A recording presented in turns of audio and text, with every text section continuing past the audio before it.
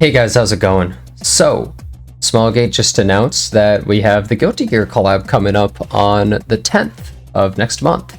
But not only that, but they also announced that we're getting ReZero coming on the 17th of next month, which is a little ridiculous. On the one hand, I can kind of understand why they would do something like this. But on the other, it seems very poorly timed.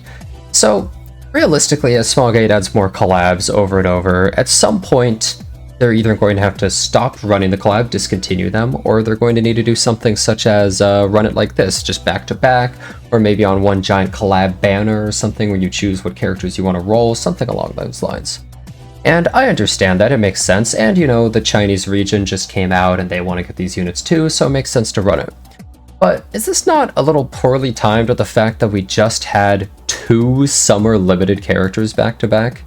And not only did we get 2 Summer Limiteds, there are 2 Summer Limiteds that want their artifact to have multiple copies, potentially for better farming as well. So I would say most people are pretty low on bookmarks and skystones at the moment. And then they rerun this. And then they rerun that. And they even overlap. This one's 17th to 31st, this is 10th to 24th, so that both are going to be overlapping each other at the same time. Kind of absurd. I don't really like that they're doing this. Is Smallgate getting really greedy? I don't really know. Maybe. It seems like this is just asking for trouble. I think players are going to be pissed. I think new players get screwed over. I think us veteran players don't care too much about these banners. They're kind of whatever, maybe grab a couple artifacts, but that's about it. But I think this just hurts newer people, so I hope they give some bookmarks or something. I believe this game came out on the 30th of August, and so our anniversary should be happening near the end of next month, which is great, and we'll get a bunch of free stuff, but I just don't like their approach here. Want to talk about that a little bit. But I also want to talk about what should you pull? What do I recommend people actually decide to get? So, I think from Guilty Gear, the only character you should get is Jacko. And she's mainly just for cleave and aggro. I don't think the other characters are very necessary. Viking is good for one-shotting Banshee, but I think those are their alternatives as well, especially with the ReZero collab coming back. And her artifact, Miss Confit, is pretty good, but the other characters' artifacts don't really matter. Jacko's artifact is alright, but that's about it. Maybe you buy your artifact with powder while it's in the shop or something like that. But I'd recommend trying to pull Jacko, but if you're only playing slow, it might not matter too much. And then when Guilty Gear ends, or rather this one begins, since they're overlapping, I would say, I think it's worthwhile getting Amelia and Rem overall, but if you could only choose one, maybe say Amelia? I don't know. Rem and Amelia don't get used too often. I would actually say Rem is maybe used a little bit more often at the moment, but I feel like Amelia is more versatile, especially since she's also useful in PvE. But the important thing is their artifacts. I think Rem's artifact is pretty good and nice to have. But I think Amelia's artifact, Ice Crystals, is insane, and it's one of the best Soul Weaver artifacts in the entire game, and everyone should pick it up. So if you're going to use powder on anything, I would say number 1, Ice Crystals, number 2, what's her artifact? Rem's artifact would be number 2, and then number 3 would probably be Miss Confit, I would say in that order. And as for characters, I would probably say, of all these characters, Jacko is probably the most used, but only in Cleave and Aggro, keep in mind.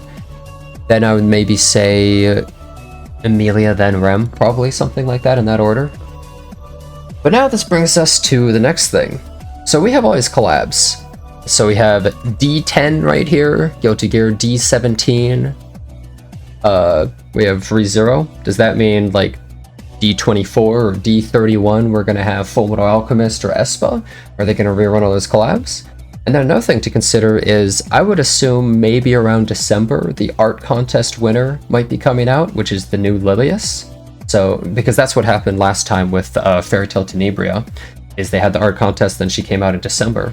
So are we going to get another limited there? Like how many limiteds are we going to get? Are we going to get a new collab?